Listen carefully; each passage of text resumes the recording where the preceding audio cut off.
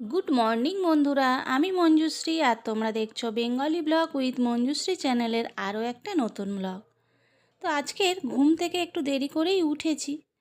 তার কারণ হলো আজকের বাবু স্কুল ছুটি আছে, আর ও দুদিন পর পর এক্সাম ছিল। প্রথম দিন জিকে, তারপরের দিন কম্পিউটার এক্সাম হয়েছে, আর আজ ছুটি আছে। নেক্সট দিন হিন্দি আছে, থার্ড ল্যাঙ্গুয়েজ। তো যেহেতু ওর স্কুল আজ নেই, তাই ভাবলাম আমরা একটু দেরি করেই উঠবো। আসলে ছেলের এক্সামের জন্য ও রাত করে পড়ে, আর আমাদেরও সেই জন্য রাত জাগা হয়ে যায়। আবার ভোর 5টায় উঠতে হয় স্কুল থাকে বলে। তো ছেলেরও ঘুম কম হচ্ছে, আমাদেরও ঘুম কম হচ্ছে। তো এরকম চলতে থাকলে দেখবে ওই 4-5 দিন পরে পরে শরীরটা একটু খারাপ হয়। তো সেই জন্য ভাবলাম ওর যেহেতু ছুটি আছে, আজকে সবাই একটু ঘুম থেকে দেরি করেই উঠবো। আর তোমাদের দাদাভাইয়ের অফিসে রান্নাও আজকের আমি করে দিইনি, তো বাইরে খেয়ে নেবে। আর এদিকে ঘরটা ঝাড়ু দিয়ে চলে এলাম কিচেনটা ক্লিন করার জন্য। আর কিচেনে যতই চিমনি থাক না কেন, একটা তেল চিটচিটে একটা ব্যাপার তো হয়। তো আর যেহেতু এই র্যাকটা সাদা, সেই জন্য ভিম লিকুইড দিয়ে আর একটু পরিষ্কার করে নিচ্ছি। আর আজকে না সকাল থেকে মনটা কীরকম একটু খারাপ হয়ে আছে, কেন জানি না। এমনিই খারাপ হয়ে আছে, কোনো কারণ নেই কিন্তু। আর আমার না মাঝে মধ্যে এরকম হয়, বিশেষ করে যখন ওই দুপুরবেলা ঘুমোই, তারপরে যখন ঘুম থেকে উঠি, তখন কিন্তু এরকম মনে হয় আমি পুরো একা, আমার কেউ নেই। আমার দাদাভাইও বলে মাঝে মধ্যে দুপুরবেলা ঘুমোলে এরকম মনে হয়। আসলে আমরা গ্রামে বড় হয়েছি তো, আর গ্রামের পরিবেশটা একটু আলাদা। মানে ওখানে সবাইয়ের সঙ্গে একসঙ্গে গল্প করা, আড্ডা দেওয়া, এই ব্যাপারগুলো থাকে। তো সেইগুলো মিস করি। আর ওখানে বিকেল হলেই তো মানে সবথেকে ভালো টাইম কাটে। মেয়েরা দেখবে একদিকে বসে বসে গল্প করছে, তো সেখানেই সবাই জয়েন করে যায়। আর ছেলেরা মাঠে এক জায়গায় হয়ে খেলা করে। সেই জন্য বিকেল টাইমটা গ্রামে সবাইয়ের খুব ভালো কাটে। তো সেটাই মিস করি হয়তো, সেই জন্য হয়তো বিকেল হলেই মানে ঘুম থেকে উঠলে মনটা খারাপ হয়। তো আজকে সকাল সকাল কেন যে মনটা খারাপ হয়ে আছে বুঝতেই পারছি না। যাই হোক, কিচেনটা ক্লিন করে নিচ্ছি। আর আমি না ওই ভিম লিকুইড দিয়ে সব কিছু পরিষ্কার করি। তো আমার মনে হয় কিছু পরিষ্কার করতে গেলে ভিম লিকুইডের মতো মানে ভালো জিনিস আর হয় না। তো সেটা দিয়েই ক্লিন করে নিচ্ছি। আর সেই সঙ্গে কিচেনের ওয়ালটা, এই জায়গায় তো রান্নাটা হয়, হলুদের ছিটা বা তেলের ছিটা লাগে। তো সেই জন্য ওয়ালটা পরিষ্কার করে গ্যাসের চারিদিকটা বেশ ভালো করে মুছে নিচ্ছি। আর এইগুলো নিয়ে যাচ্ছি একটু ধুয়ে নেব।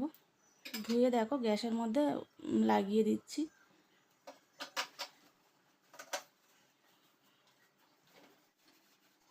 তো এবারে মিক্সচারটা একটু ক্লিন করে নিচ্ছি ওই একইভাবে ভিম লিকুইড দিয়ে। তো এটা মোটামুটি প্রায় 1 মাস হয়ে গেছে এটাকে পরিষ্কার করাই হয়নি। আর এটা ভিম লিকুইড দিয়ে একটু ঘষলেই পুরো একদম পরিষ্কার হয়ে যায়। ভাবছি ছেলের এক্সাম হয়ে গেলে কটা দিন মায়ের কাছ থেকে গিয়ে ঘুরে আসব। আর একটু শ্বশুরবাড়ি থেকেও ঘুরে আসব। অনেক দিন হয়ে গেল না, মায়ের কাছে যাওয়া হয় না। তো দেখি বোনকে ফোন করব, দুজনে একসঙ্গেই যাব। আর অন্য সময় একদিন কি দুদিন থেকে চলে আসি। মানে দাদাভাইয়ের অফিস থাকে, তো রান্না বান্না করার থাকে, এবারে একা কতদিন আর রান্না করবে, চলে আসতে হয়। তো এবারে ভাবছি 3-4 দিন থাকবো। তো দেখো এই কিচেনটা মোটামুটি ক্লিন করা হয়ে গেছে, ঝাড়ু দিয়ে নিচ্ছি। আর শুধু সিঙ্কে বাসনগুলো আছে, ওগুলো তাপসী দিয়ে এসে ধুয়ে দেবে। আর এদিকে দেখো তুলসী পাতা, ব্রাহ্মী শাক আর হলুদটা থেতো করে রসটা ছেলেকে খাওয়াবো। স্কুল থাকলে এটা আর খাওয়াতে পারি না, সকালে স্কুলে চলে যায়, তো ছুটি আছে যেহেতু এটা খাওয়াবো। ছেলেকে ব্রাহ্মী শাকের রসটা দিয়ে এসে আমি এই ঘরে বিছানাটা মানে ঠিক করতে এলাম। আর যেহেতু আজকে বৃহস্পতিবার, ভাবলাম বেড কভারটা চেঞ্জ করে দেব। আর অনেক দিন ধরে ভাবছি পাশ বালিশের কটা কভার কিনবো। যতবার গড়িয়াহাটে যাই শুধু ভুলে যাই, জানো তো। আর কিছু কিছু বেড কভারের সঙ্গে পাশ বালিশের কভার আছে, সেগুলো ঠিক আছে। আবার কিছু কিছু বেড কভার কেনা হয়, সেগুলোর সঙ্গে পাশ বালিশের কভার থাকে না। তো অনেক দিন হয়ে গেছে আর কেনা হয়নি, একটু পুরনো হয়ে গেছে। তো দেখি যবে যাব ওই মনে করে পাশ বালিশের কভারগুলো নিয়ে আসতে হবে। আর এতটা গরম পড়ে গেছে আর না ওই ব্ল্যাঙ্কেট আর লাগছে না। তো ভাবছি এবারে ওয়াশিং মেশিনে ওগুলো ক্লিন করে আর তুলে রাখবো। সব বছর আর ওয়াশ করতে দিই না। আমার ছেলের রুমে যেটা আছে ওটা একটু মোটা, ওটাতে ড্রাই ওয়াশ করতে দিই। আর বাকিগুলো না আমি ওয়াশিং মেশিনে ক্লিন করে শুকনো করে ওটা তুলে রাখি। আর আরেকটা নতুন নিয়ে আসা হয়েছে এবছর, সেটা এখনও ব্যবহার করা হয়নি। আর যখন দেখো এই বেড কভারগুলো আমি চেঞ্জ করে দিই, তখন এই খাটটা ভালো করে মুছে দিই। আর ডিজাইনগুলো থাকে তো ওর মাঝে মাঝে ধুলো পড়ে, সেগুলো মুছে দিই। আর সেই সঙ্গে ড্রেসিং আয়নাটাও ভালো করে মুছে টুছে একটু দিই। কাঁচে তো প্রচুর ধুলো পড়ে, এখন যা ডাস্ট বাপরে! মানে একটু না পরিষ্কার করলেই দেখবে সব জিনিসের মধ্যে ধুলো জমে গেছে। তো দেখো ঘরটা ক্লিন করে নিয়েছি।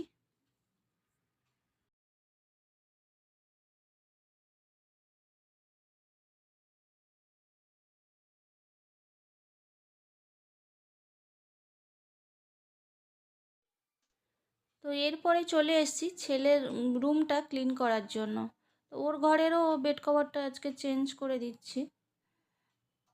আর সেই সঙ্গে ওর স্টাডি টেবিলটাও এত বই খাতা জমে গেছে, সেইগুলো মানে এক এক করে বের করছে তো। আর ওদের তো শুধু বইয়ের পড়া থাকে না, তার সঙ্গে স্কুল থেকে অনেক স্টাডি মেটেরিয়াল দেয়, সেইগুলোও পড়তে হয়।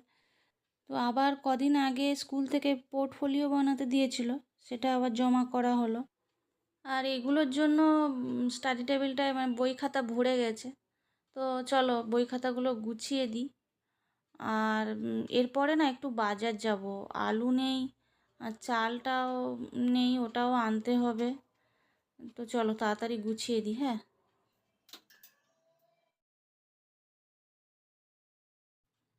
তো দেখো স্টাডি টেবিলটা মোটামুটি গুছিয়ে দিয়েছি আর একটু মুছে দিয়েছি। তো দেখছি চারিদিকে একটু ধুলো পড়েছে, একটু ভালোভাবে ডিপ ক্লিন করতে হতো, কিন্তু আজকে একটু দেরি করে যেহেতু ঘুম থেকে উঠেছি, এরপরে বাজার যেতে হবে, তো সেই জন্য মোটামুটি মুছে দিয়েছি। তো দেখো ছেলের রুমটা ক্লিন হয়ে গেছে। তো বন্ধুরা, ঘরের কাজগুলো করতে করতে হঠাৎ করে বুকে পেন করা শুরু করে। আর অবশ্যই এটা আমার দোষেই হয়, আমি জল খুবই কম খাই, আর যার জন্য হজমের প্রবলেম হয়। আর যখন এরকম হয় না, মানে প্রায় 2-3 ঘন্টা ধরে এত ছটফট করতে থাকি। তো তোমার দাদাভাই তখন ওই জিরে জোয়ান আদা সব কিছু যা পারে নুন দিয়ে জল ফুটিয়ে আনে, তাতেও কিছু হয় না। তারপরে ইনো খাই, তাতেও কিছু হয় না। তারপর ছুটে ওষুধ দোকান থেকে ওষুধ আনতে যায়, তাতেও কমবে না। মোটামুটি 2-3 ঘন্টা কষ্ট পেতেই হয়। তো যাই হোক, তো যখন শুরু হলো আমি ভাবলাম হয়তো ওরকমই হবে, ভয়ে আমি শুধু জল ভরে ভরে শুধু জল খাচ্ছি। তো দেখলাম আস্তে আস্তে কমে গেল। আর আজকে বাজার যাওয়ার ছিল, সেটাও যাওয়া হয়নি। আমার ছেলে বলছে ও আজ ঘরে আছে, ওর দুটো এক্সাম হয়ে গেছে, আর আজকে ছুটি আছে, কালকে আছে হিন্দি থার্ড ল্যাঙ্গুয়েজ। তো ও বাড়িতে আছে, ও বলছে তুমি কোথাও যাবে না, আগে ঘরে রেস্ট নাও। আর মানে চালটা নেই, আর আলুটাও কম ছিল, বাজারে যাওয়ার ছিল, তা শেষে যাওয়া হলো না। তো কী করলাম, ওই বাসমতি রাইস ছিল ঘরে, ওটা ভাত হলো আর সয়াবিন বড়ির তরকারি করেছি, করে খেয়ে দিয়ে এখন একটা লম্বা ঘুম দেব। তো তোমাদের সঙ্গে এখন একটু গল্প করছি। আর আজকের ব্লগটা এখানে শেষ করব।